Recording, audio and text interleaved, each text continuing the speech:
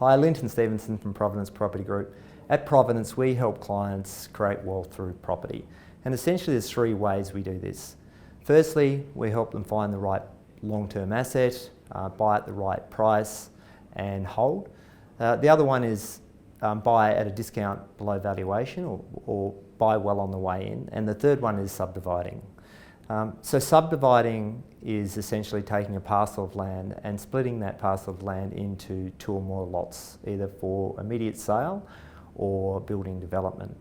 Subdivision can be a highly effective way to create instant equity if done right, and there's lots of moving parts with a subdivision which make it a little bit more complex than a typical residential purchase. Some of the things that you need to be aware of when doing a subdivision is understand who you're going to be selling that property to and how much the person will be able to afford to pay for that property. And of course then understanding all the costs involved with subdividing, which there are many. The purpose of this presentation or topic is not exhaustive, so I really want to cover off on the fundamentals of subdividing because you need to make sure you get those right.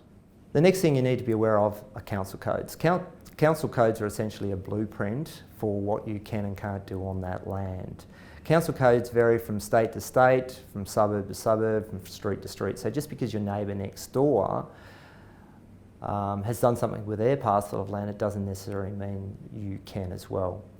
The next thing you should be aware of is block size and zoning. And zoning varies from state to state as well. And zoning is classed into residential, low density, low medium density, high density. And these zones will, I guess, identify what you can and can't do on those parcels of land.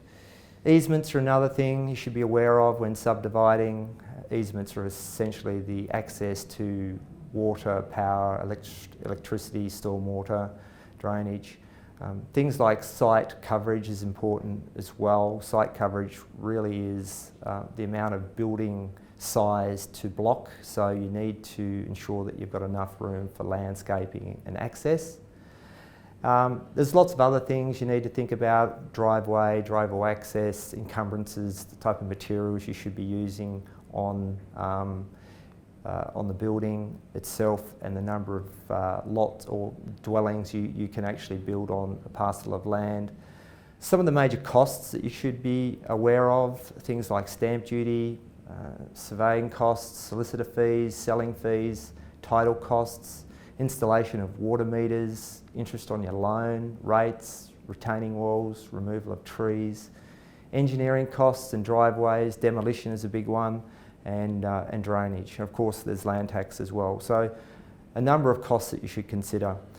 Of course, how to effectively do a subdivision is to have a good team around you of solicitors, conveyancers, quantity surveyors or surveyors. Town planner is very important. And then the next step really is to ensure that you're buying well on the way in. So making sure you pay a price for that land that you can make a profit on. And often I see clients pay over the odds for a subdividable site. So if you don't know how much a site is worth, then it's advisable to speak to a qualified buyer's agent who has the experience of buying subdividable sites. They know the costs and they know how much you really should be paying, because you are competing against a local builder who's had a lot of experience, that may do 2 or 3 projects a year, have access to trades at a discount, and obviously has the capacity to do a lot of the work themselves, and gets materials at a discount as well. So you're competing against those people. You need to buy well to ensure you make money on your project.